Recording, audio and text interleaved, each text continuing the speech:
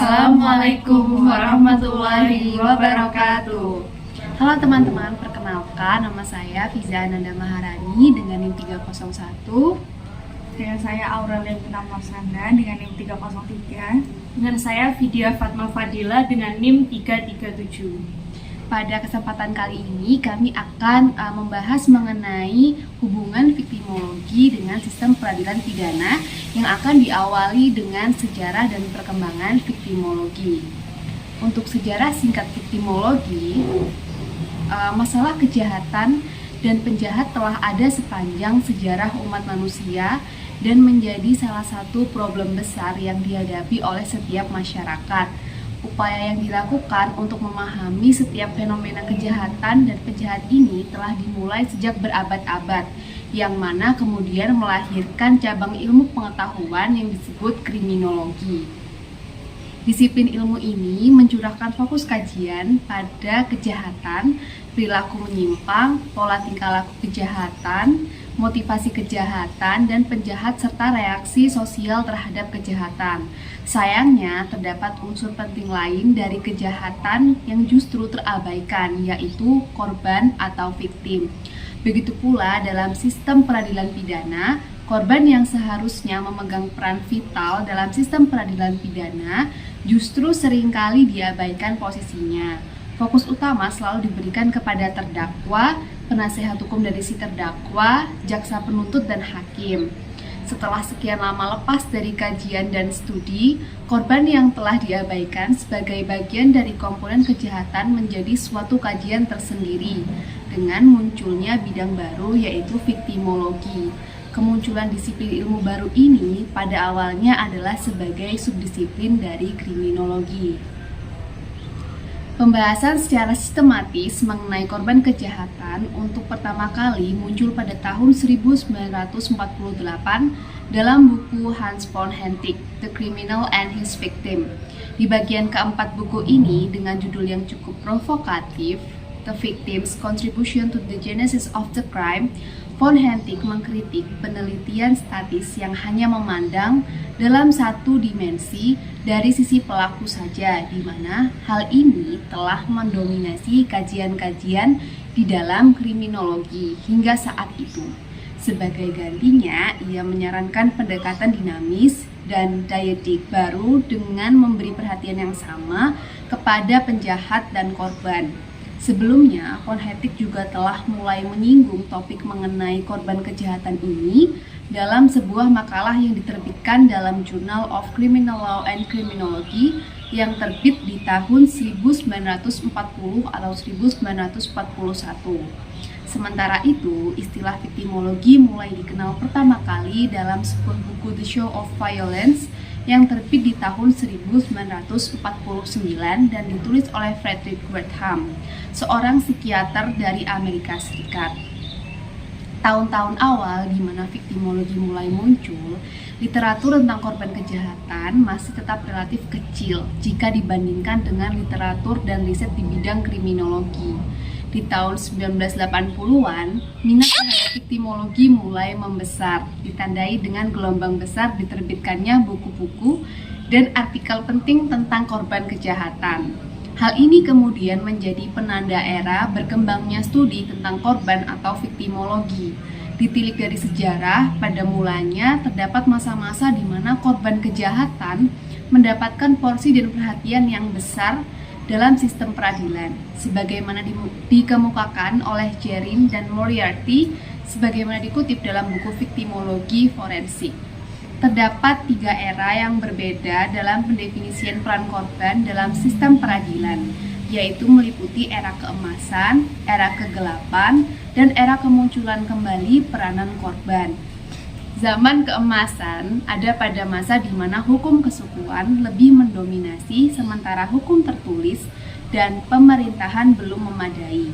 Dalam hukum kesukuan, korban diberikan peran secara langsung dalam menemukan hukuman atas tindakan melanggar hukum yang dilakukan orang lain terhadap diri dan harta benda mereka.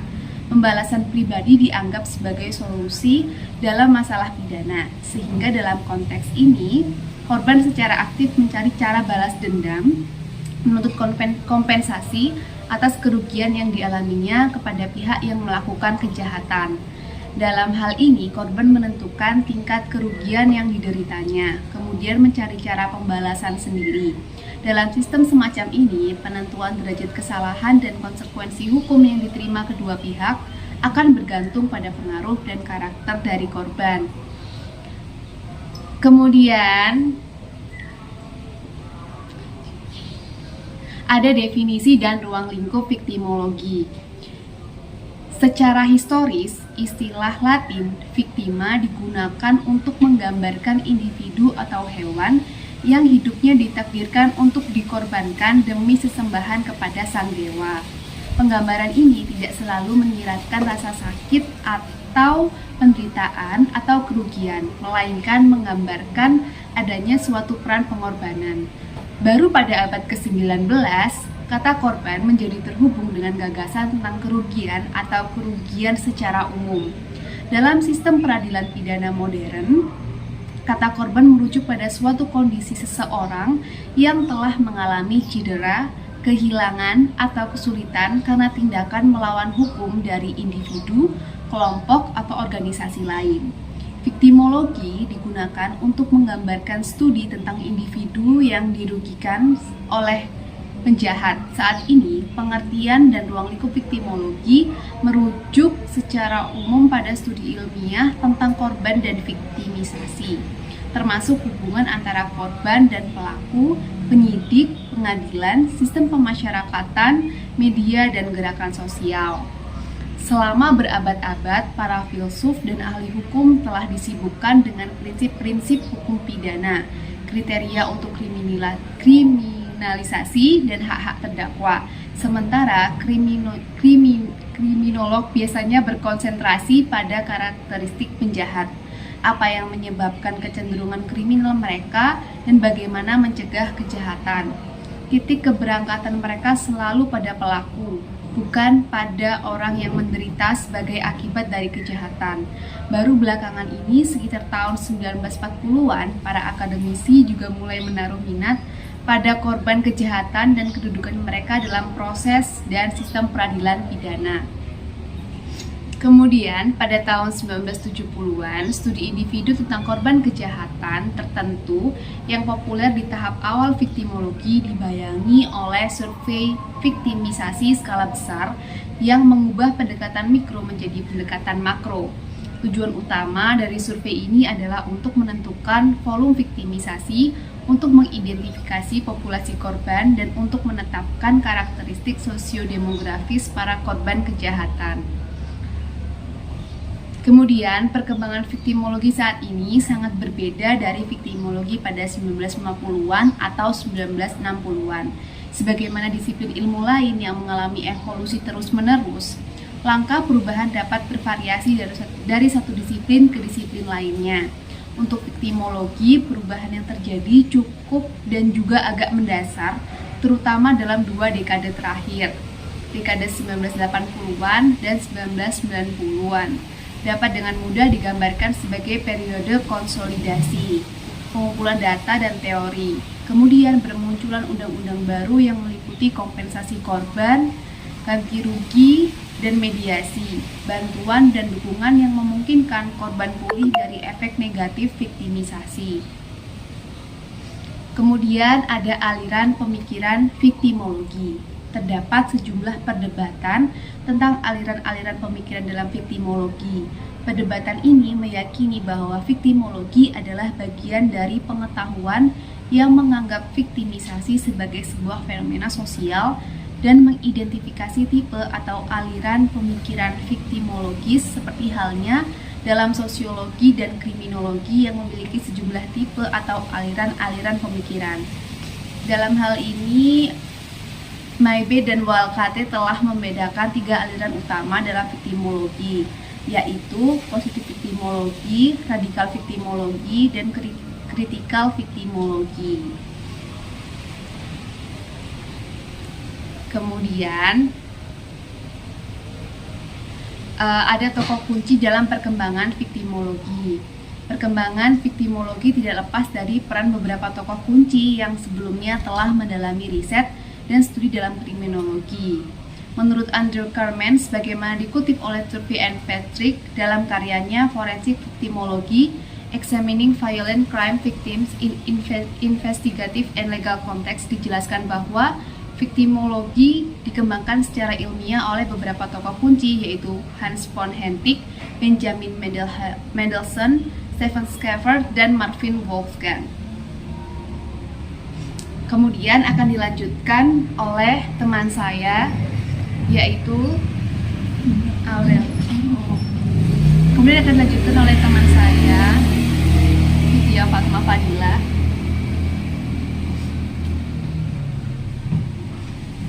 Baik, di sini saya akan menjelaskan terkait bagaimana hubungan victimologi dengan sistem peradilan pidana. Dapat diketahui sebelumnya bahwa beberapa aliran victimologi dan sejarah dari victimologi telah dijelaskan oleh Fiza, di mana dalam konteks ini sistem peradilan pidana, perhatian terhadap korban kejahatan seringkali kurang mendapat perhatian yang layak. Fokus utama terletak pada pelaku kejahatan dan proses penegakan hukumnya, sementara perspektif dan kebutuhan korban seringkali terabaikan. Hal ini mengakibatkan korban seringkali merasa diabaikan, tidak didengar, serta tidak mendapat perlindungan yang memadai dalam proses peradilan. Victimologi sendiri sebagai cabang ilmu dalam studi hukum pidana memusatkan perhatiannya pada korban kejahatan dan dampak yang mereka alami. Dalam konteks sistem peradilan pidana, peran korban seringkali terabaikan atau minim perhatian, dengan fokus utama yang cenderung pada pelaku kejahatan dan penegakan hukum. Namun, pemahaman yang mendalam tentang pengalaman dan kebutuhan korban merupakan aspek penting dalam memperbaiki keadilan dalam sistem peradilan. Victimologi sendiri mengusung prinsip bahwa korban kejahatan bukan hanya objek pasif dari tindakan kriminal, tetapi juga memiliki hak-hak yang perlu diakui serta dilindungi dalam proses hukumnya. Hal ini melibatkan pengakuan akan trauma dan penderitaan yang telah dialami oleh korban, serta beberapa upaya untuk mengganti kerugian yang mereka alami secara adil. Salah satu aspek penting dari victimologi sendiri adalah penelitian terhadap dampak fisik, psikologis, dan ekonomis dari kejahatan terhadap korban. Hal ini nantinya akan membantu dalam memahami kompleksitas pengalaman korban serta kebutuhan mereka untuk mendapatkan dukungan, pemulihan, serta keadilan. Salah satu konsekuensi dari kurangnya perhatian terhadap korban kejahatan adalah dampak psikologis yang serius yang mereka alami, seperti trauma, kecemasan, dan ketidakamanan adalah beberapa dari banyak dampak yang mungkin dialami korban setelah menjadi sasaran kejahatan. Selain itu, aspek praktis seperti kerugian ekonomi, hilangnya kepercayaan diri, dan perasaan tidak aman dalam kehidupan sehari-hari juga dapat mempengaruhi kesejahteraan korban yang signifikan. Kurangnya perhatian terhadap korban kejahatan juga dapat menghambat proses peradilan secara keseluruhan. Ketidakpuasan korban dalam sistem peradilan pidana, baik kurangnya pemahaman terhadap proses maupun karena kurangnya perasaan didengar dan diakui, nantinya dapat menyebabkan ketegangan dan ketidakpercayaan korban terhadap institusi hukum. Sehingga oleh karena itu penting untuk mengakui peran penting korban kejahatan dalam proses peradilan pidana ini dan memperkuat perlindungan serta pelayanan yang korban terima nantinya. Memahami latar belakang dari yang saya jelaskan di awal, masalah ini akan membantu dalam mengidentifikasi langkah-langkah yang perlu diambil untuk meningkatkan perhatian terhadap korban kejahatan dalam sistem peradilan pidana, yang pada gilirannya dapat berkontribusi pada pencapaian keadilan yang lebih menyeluruh dan kemanusiaan yang lebih besar. Untuk selanjutnya, saya ingin menjelaskan terkait bagaimana hubungan antara victimologi dengan sistem peradilan pidana. Victimologi dan sistem peradilan pidana memiliki hubungan yang sangat erat karena keduanya berfokus pada korban kejahatan. Hubungan ini meliputi beberapa aspek penting. Untuk yang pertama, yaitu terkait perlindungan korban. Viktimologi menekankan perlunya perlindungan yang efektif bagi korban kejahatan dalam sistem peradilan pidana. Ini mencakup hak korban untuk mendapatkan perlakuan yang adil serta mengakses proses peradilan dengan nyaman dan aman. Yang kedua, pemberian suara kepada korban. Viktimologi mendorong pemberian suara kepada korban dalam proses peradilan pidana. Hal ini dimaksudkan bahwa untuk memberikan kesempatan kepada korban untuk menyampaikan pandangan serta pendapat mereka, kebutuhan mereka, dan dampak yang mereka alami akibat kejahatan yang terjadi. Kemudian yang ketiga, terkait kompensasi dan restitusi. Konsep viktimologi sendiri menekankan pentingnya pemberian kompensasi yang adil kepada korban kejahatan. Dalam sistem peradilan pidana, hal ini tercermin dalam upaya untuk memastikan bahwa korban menerima restitusi yang layak dari pelaku kejahatan sebagai bentuk penggantian atas kerugian dari kejahatan yang mereka alami. Kemudian yang keempat, pemulihan korban. Viktimologi dan sistem peradilan pidana sama-sama peduli terhadap proses pemulihan korban setelah menjadi korban kejahatan. Hal ini melibatkan akses korban ke layanan kesehatan mental, dukungan sosial, dan sumber daya lain yang diperlukan untuk membantu mereka pulih dari pengalaman traumatis mereka. Dilanjutkan yang kelima, terkait menegakkan hukum yang lebih efektif. Sehingga dengan memahami pengalaman dan kebutuhan korban, sistem peradilan pidana dapat lebih efektif dalam menegakkan hukum. Dengan memperhitungkan perspektif korban, proses peradilan dapat menjadi lebih responsif, adil, dan memberikan kepuasan yang kepada semua pihak yang terlibat. Dengan demikian, dapat disimpulkan bahwa hubungan antara viktimologi dan sistem peradilan pidana menggarisbawahi pentingnya memperlakukan korban kejahatan dengan hormat dan memberikan perhatian yang layak kepada kebutuhan mereka dalam proses peradilan. Hal ini merupakan langkah yang penting dalam membangun sistem peradilan pidana yang lebih manusiawi dan adil bagi semua pihak yang terlibat. Kemudian, di sini saya akan melanjutkan terkait pembahasan peran viktimologi dalam sistem peradilan pidana. Perlindungan korban dalam proses peradilan pidana adalah aspek yang penting dalam memastikan bahwa korban kejahatan mendapatkan perlakuan yang adil dan dihormati serta dapat berpartisipasi secara efektif dalam proses hukum. Berikut adalah beberapa langkah yang dapat dilakukan. Yang pertama yaitu hak untuk diberi informasi. Korban memiliki hak untuk diberi informasi tentang hak-hak mereka, proses hukum yang sedang berlangsung, dan perkembangan kasus kejahatan yang mereka alami. Ini termasuk informasi tentang hak mereka untuk mendapatkan bantuan hukum dan dukungan layanan korbannya. Kemudian yang kedua adalah hak untuk berpartisipasi. Korban harus diberi kesempatan untuk berpartisipasi aktif dalam proses peradilan, termasuk memberikan kesaksian, menyampaikan pandangan mereka tentang hukuman yang diusulkan, serta mengajukan permohonan ganti rugi. Ini memungkinkan korban untuk merasa didengar dan dihormati dalam proses hukum yang sedang berlangsung. Kemudian yang ketiga, perlindungan dari ancaman atau intimidasi. Korban harus dilindungi dari ancaman, intimidasi, atau pembalasan yang mungkin mereka hadapi sebagai akibat dari memberikan kesaksian atau berpartisipasi dalam proses hukum.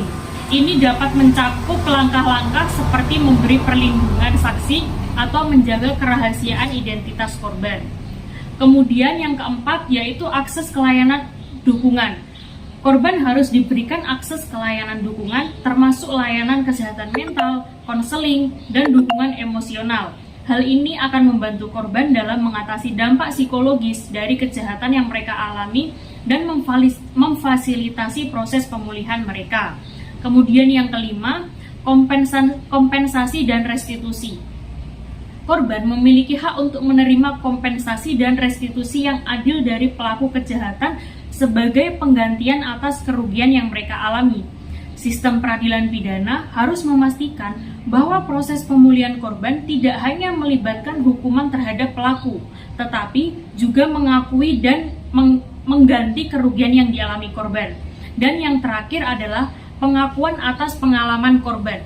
Penting bagi sistem peradilan pidana untuk mengakui dan memperhitungkan pengalaman korban dalam proses peradilan. Ini dapat mencakup mempertimbangkan dampak kejahatan terhadap korban dalam menentukan hukuman terhadap pelaku, serta memastikan bahwa perspektif korban diperhitungkan dalam proses pengambilan keputusan. Sekian dari saya, kemudian akan dilanjutkan terkait analisis kasus oleh Aurel. Karena tadi sudah dibahas soal sejarah, aspek serta peran-perannya, di sini juga saya akan menyampaikan soal dampak viktimologi dalam penegakan hukum dan peradilan, di mana ini sangat signifikan karena viktimologi itu membawa perhatian kepada korban kejahatan dan memperkuat perlindungan serta keadilan bagi mereka dalam proses peradilan. Adapun beberapa dampak utama viktimologi dalam penegakan hukum dan pengadilan, yaitu yang pertama, ada perubahan fokus dari pelaku ke korban, yaitu viktimologi menggeser fokus dari pelaku kejahatan ke korban, mengakui pentingnya memahami pengalaman, kebutuhan, dan hak-hak korban dalam proses peradilan. Hal ini mengubah paradigma tradisional yang lebih sering memprioritaskan pelaku kejahatan. Yang kedua, peningkatan kesadaran dan pemahaman, yaitu dengan memperkenalkan konsep-konsep seperti trauma korban, hak korban, dan perlindungan korban. Viktimologi meningkatkan kesadaran dan pemahaman di kalangan praktisi hukum, hakim, jaksa, dan petugas penegak hukum tentang pentingnya memperhitungkan korban dalam sistem peradilan. Yang ketiga, penyediaan layanan dan dukungan yang lebih baik. Konsep viktimologi mendorong peningkatan dalam penyediaan layanan dan dukungan bagi korban kejahatan dalam proses peradilan. Ini mencakup layanan konseling, bantuan hukum, perlindungan saksi, dan sumber daya lainnya yang membantu korban mengatasi dampak kejahatan dan berpartisipasi secara efektif dalam proses hukum. Kemudian yang keempat, ada peningkatan perlindungan korban. Dengan memahami lebih baik tentang dampak kejahatan dan kebutuhan korban, sistem peradilan dapat mengambil langkah-langkah untuk memperkuat perlindungan korban dari ancaman, intimidasi, atau pembalasan yang mungkin mereka hadapi. Hal ini mencakup peningkatan keamanan fisik dan emosional bagi korban yang terlibat dalam proses peradilan. Yang kelima, ada pemberian suara kepada korban dalam pengambilan keputusan. Melalui pendekatan viktimologi, korban diberikan kesempatan untuk memberikan suara mereka dalam pengambilan keputusan hukum yang mempengaruhi mereka, seperti penentuan hukuman bagi pelaku kejahatan. Hal ini memberikan pengakuan atas pengalaman korban dan memperkuat rasa keadilan dalam proses peradilan.